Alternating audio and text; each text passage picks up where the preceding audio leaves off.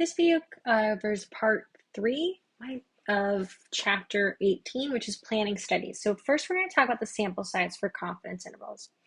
A wise user of statistics never plans a sample or an experiment without also planning their inference. Like, how small do you want your margin of error to be? This is critical for planning a study. The margin of error, sometimes this is also just seen as E, of the confidence interval for the population mean is M, which equals our Z times our standard deviation over the square root of N. So to obtain a desired margin of error, M, what you do is you put the value of Z for your desired confidence interval and solve for your sample N. Like, so if I know what my margin of error is, I know what I want my confidence interval to be, I know my standard deviation, the only thing that can change is my sample size, right? And the bigger the sample size, the smaller the error. If I wanted to rearrange this, I could solve it in terms of N, which would be N is the standard deviation times sigma over M squared. So our Z confidence interval for the mean of a normal population will have a specified margin of error when our sample size is N. So how large a sample should we take when we plan to carry out a test for significance? So in order to do that, we must answer the following questions to decide how many observations we need. So first off, what do we want our significance level to be? 95%, 99%, right? Those are some options. Oh, wait. So like 0.05 or 0.01, right? That's a lower significance level. It would need a bigger population. Next, how large an effect in the population is important in practice, right? The effect size is the magnitude of the effect on a population. And we also need to talk about like power, like how confident do we want to be that our study will detect an effect of the size we think is important, okay? So let's dive a little bit deeper into the power of a statistical test. So, for example, if we have 10 tasters for this study, how likely are we to detect a 0.8 point change, okay?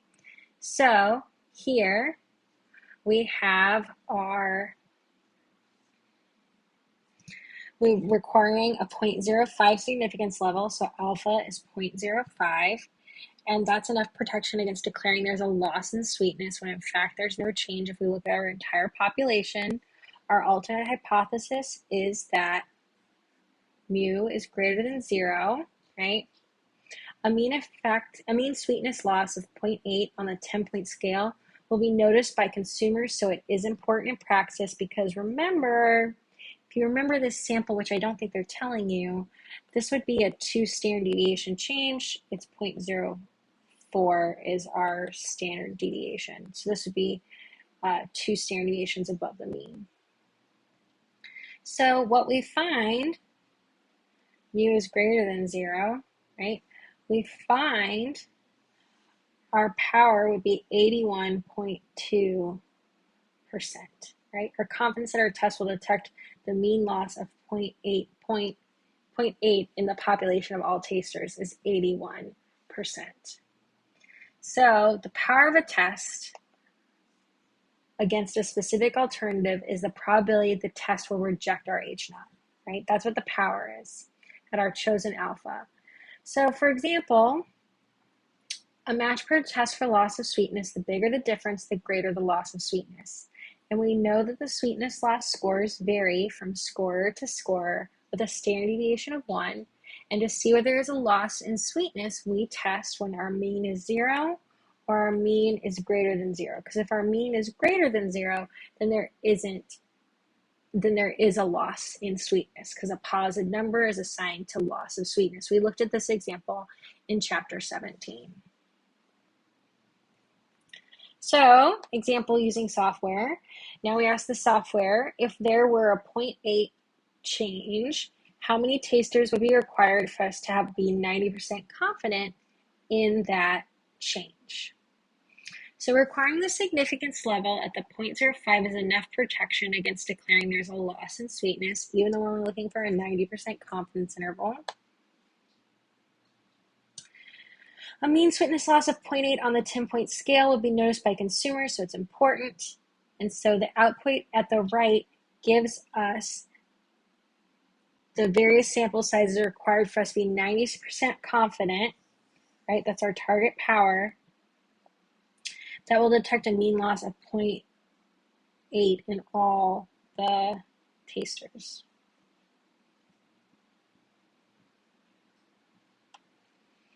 So, continuing to plan this study, how large a sample should we take when we plan to carry out a significance test? The answer depends on alternative values of the parameter that are important to detect.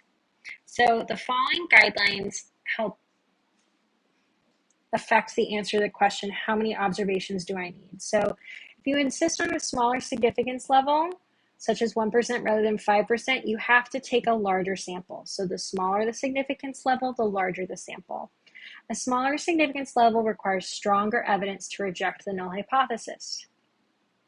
If you insist on a higher power, the probability that you're going to reject your null hypothesis, such as 99% rather than 90%, you will need a larger sample. Higher power gives you a better chance of detecting a difference if it's really there. At any significance level and desired power, a two-sided alternative requires a larger sample than a one-sided alternative because you're looking at two tails of probability as opposed to one. And lastly, a significance level and desired power, at any significance level and desired power, detecting a small effect requires a larger sample than detecting a large effect. So if the effect itself is small, you got to keep taking a bigger and bigger sample. So the last two things we're going to talk about are two types of errors that you could have in a significance test. So we can assess the performance of a test by giving two probabilities, the significance level alpha and the power for an alternative that we want to be able to detect. We can just as well describe the test by giving the probabilities of being wrong under both conditions. So let's talk about type 1 and type 2 errors. So if we reject the null hypothesis when in fact the null hypothesis is true, this is a type 1 error. If we fail to reject the null hypothesis when in fact the alternate hypothesis is true, this is a type 2 error. The significance level alpha of any fixed level test is the probability of a type 1 error, okay? So if I'm at a 0.05 significance level, that's a probability of a type 1 error. The power of a test against any alternative is the probability of correctly rejecting the null hypothesis for that alternative. So it's 1 minus the probability of a type 2 error, which is 1 minus the power as a decimal. So here is an illustrative visual. So here's our sampling distribution of X bar when the null hypothesis is true. So over here we fail to reject, over here we reject our null hypothesis, that'd be a type 1 error. Here's our sampling power, right? Here's our type 2 error. And this is us failing to reject the null hypothesis.